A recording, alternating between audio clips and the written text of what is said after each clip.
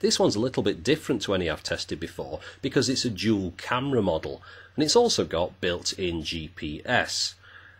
It comes supplied in a plain white box, and inside the box you've got the camera itself and a mounting kit to stick it on your windscreen, a 12-volt car power adapter with a USB plug on the end, the instruction manual, a GPS antenna. Yes, it doesn't have a built-in antenna, it's separate, and that comes with 3 extra sticky pads to attach it to your car.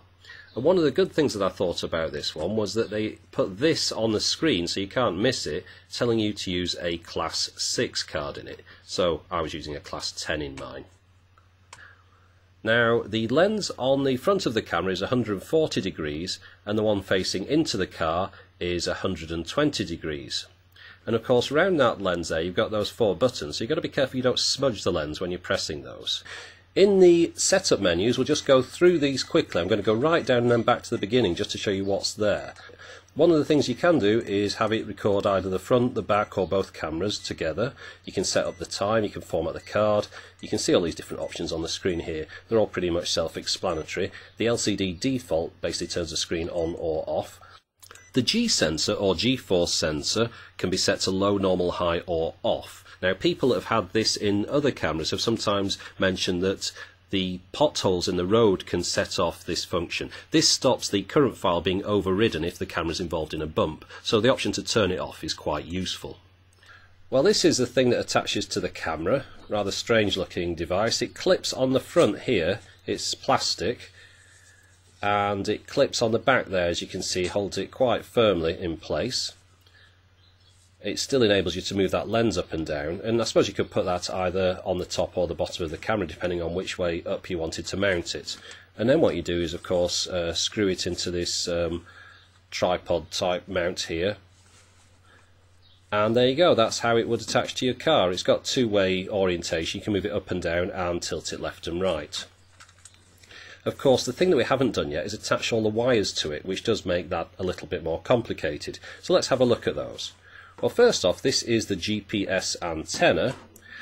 It's got this strange plug on the end of it, this sort of 4-way plug here. It goes behind this flap on the end of the camera here, and in there you've got your micro SD, your USB, and the plug for the GPS.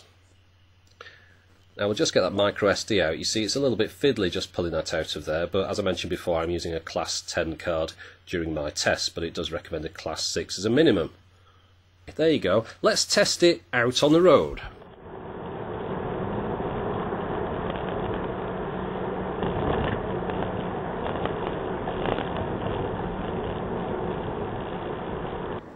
It records at 30 frames a second according to the spec. The video resolution is 1280 by 480. A little bit of a strange resolution, but it seems to work quite well. Anyway, let's have a look at some nighttime footage.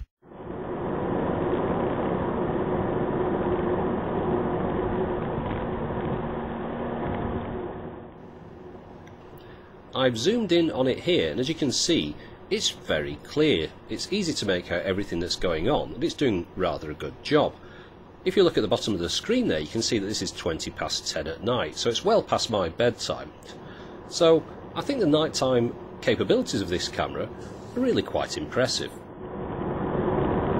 So if you want to get the files off the camera, what you have to do is eject the micro SD card and put that into some sort of card reader, and then pop that into your computer.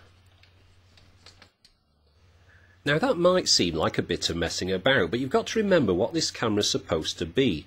It's attempting to be a black box recorder for your car, much in the same way that a black box flight recorder in a plane records every journey, and they only pull the information off it in the event of an incident.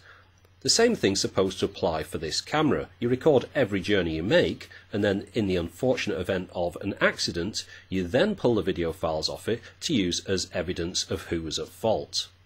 At the right hand side bottom right here are all the files that are on that memory card that it wouldn't let me look at before. You'll see it pulls the map data through on the top right through the internet from Google Maps. Across the bottom here you've got transport keys that enable you to play and pause the video.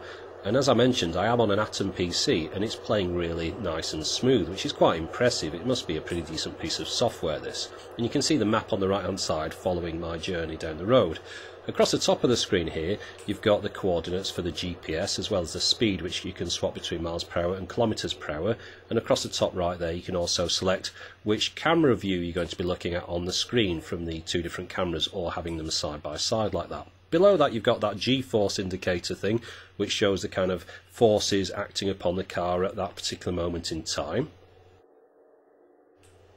We can adjust the volume at the bottom of the screen here, and we can also play the files at a different speed, at fast forward and reverse, and again runs really quite smoothly on such a low powered PC as this Revo 3600 that I'm running it on at the moment. So you don't need to worry about your computer not being able to run this, I don't think. You'll see the map at the top right there, still following me along. That does require a constant internet connection. You can flip the video footage at the bottom here, in case you have the camera mounted the other way up. So taking into consideration the fact that this is probably the cheapest dual camera car DVR with GPS that you can get, overall it does a pretty decent job. Especially at night time, where the footage was really quite impressive. And all that remains for me now is to say thanks for watching.